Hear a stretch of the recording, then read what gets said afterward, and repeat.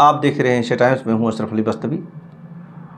पिछले एक साल से लगातार जिस तरह से हिंदुस्तानी मुसलमानों को औक़ाफ़ के मामले में उलझा के रखा गया है और वक्फ़ अमेंडमेंट बिल जिसमें 40 अमेंडमेंट ऐसे बताए गए जिससे वक्फ़ की जो जायदादें हैं वो पूरी तौर पर मुसलमानों के हाथों से निकल जाने का ख़तरा पैदा हो गया। इस बात को लेकर के हिंदुस्तान की मुस्लिम तंजीमों ने, मुस्लिम पर्सनल लॉ बोर्ड ने और तमाम ने मिल कर के आवाज़ बुलंद करना शुरू किया। कानूनी माहिरीन ने उसके अलग अलग पॉइंट्स पर बात की, जितने भी नुकात थे अमेंडमेंट के, और सरकार के सामने मीडिया के ज़रिए से, बयानात के ज़रिए से, तहरीरों के ज़रिए से लाने की कोशिश की। आगे चल कर के सरकार ने JPC कायम कर दिया, जॉइंट पार्लियामेंट्री कमेटी। फिर उसके सामने सिलसिला शुरू हुआ उनको ब्रीफ़ करने का, पेश करने का। तमाम तंजीमें अपने तौर पर और ख़ुद मुस्लिम पर्सनल लॉ बोर्ड के लोग आगे आए और उन्होंने इस मामले को लेकर के JPC को भी अपडेट किया। टाइम टू टाइम ये चीज़ें चलती रहीं, लेकिन सरकार का जो एजेंडा था वो भी साथ साथ चलता रहा और सरकार आगे बढ़ती रही और अभी भी आगे बढ़ रही है।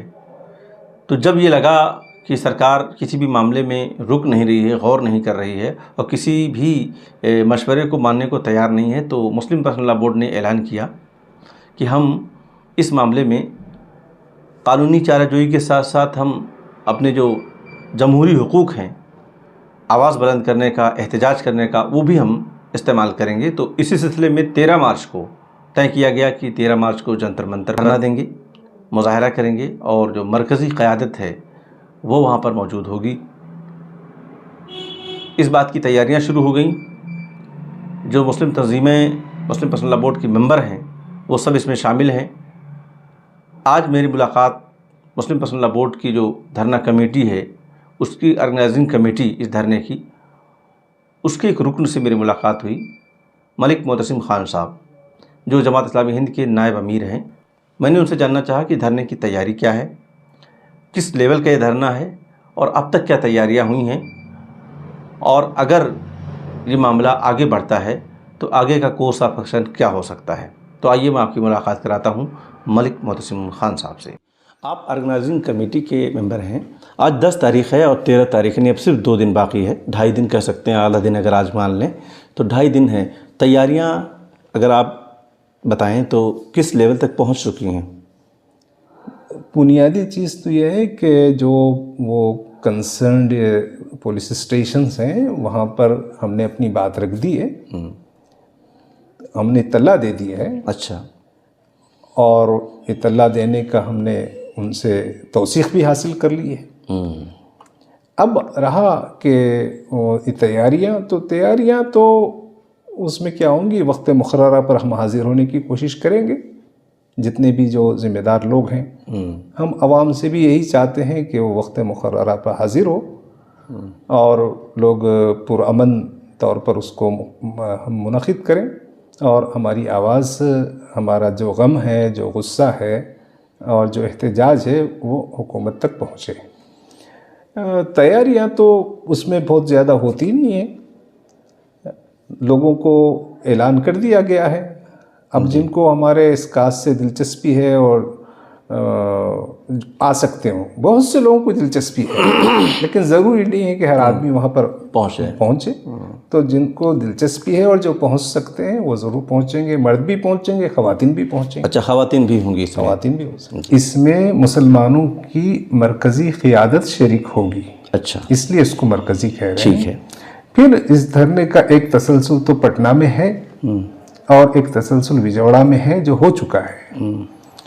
अगर ये 13 तारीख़ के धरने से हम हुकूमत को अपना मकसद मैसेज देने में कामयाब होते हैं और हुकूमत रिव्यू करती है, तो बहुत हम उसको हुकूमत को नोटिस देंगे और हुकूमत उसको तवज्जो दे और उसमें हम कामयाब हों तो ये बड़ी खुशी की बात होगी। लेकिन अगर ये बात यहाँ ख़त्म नहीं होती है, ठीक है, तो उस 13 तारीख़ के बाद में हम ये गौर करेंगे कि जो रियासती मुकामात हैं उसमें रियासती धरने और जो ज़िलाई हेडक्वार्टर्स हैं वहाँ पर ज़िलाई धरने और उसको हम आगे बढ़ाना ये काम करें ये तो धरने की बात हुई कि मूवमेंट खड़ा करना, दूसरे की कोर्टों तक पहुंचना और उसको आपकी जो बात है कोर्टों के जरिए से सरकार तक मनवाई जाए, उस पर क्या काम कर रहे हैं? ये बात आपकी दुरुस्त है कि हमको अदलिया का, कोर्ट का रुख करना पड़ेगा जी।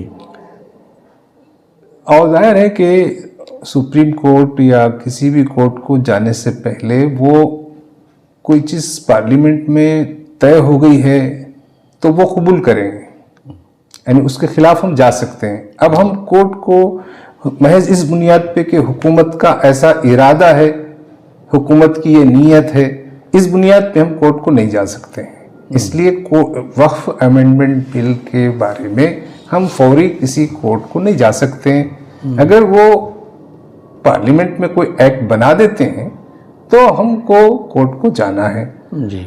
तो कोर्ट को हम जाएंगे, जितना मुमकिन हो।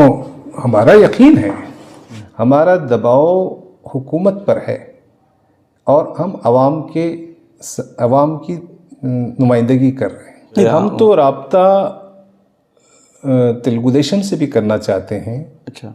हम तो राब्ता जनता दल यू से भी करना चाहते हैं और वो हमारे रामविलास पासवान साहब के बेटे और जयंत चौधरी साहब, उनसे भी करना चाहते हैं। हम किसी से हम तो हुकूमत से भी बात करना चाहते हैं, अगर वो इसको वापस लेने के लिए तैयार हो और हमारी कोई बात सुनना चाहती है। 2014 के बाद से हमने सबने देखा कि जंतर मंतर 2014 से पहले का अलग था और 2014 के बाद जंतर मंतर बहुत सिकुड़ता चला गया और बल्कि यहाँ तक हुआ कि कोई रैली या कोई धरना गया तो उसे मिनटों के अंदर ही ख़त्म कर दिया गया। ऐसा कई बार देखा गया है। अब वो धरना स्थल अब वो नाम मात्र का रह गया। आप लोग कह रहे हैं कि दामन छोटा है, यानी तैयारी बड़ी लग रही है, लोग ज़्यादा आएंगे और आप अंदाज़ा लगा रहे हैं कि उसको भरना है और भर जाएगा, उससे ज़्यादा भी हो जाएगा। तो ये क्या 2014 के बाद का सबसे बड़ा धरना हम एक्सपेक्ट कर रहे हैं? नहीं, असल मकसूद तो हुकूमत को तवज्जो दिलाना है और हुकूमत के सामने हमारे गम को, गुस्से को और अपनी तकलीफ़ को पेश करना है। वो तकलीफ बहुत ज़्यादा लोग आएँ या बहुत कम लोग आएँ, ये सब बातें हुकूमत के कान होते हैं, हुकूमत की आँखें होती हैं, वो सब समझती हैं। जी। हमको अपना काम करना है।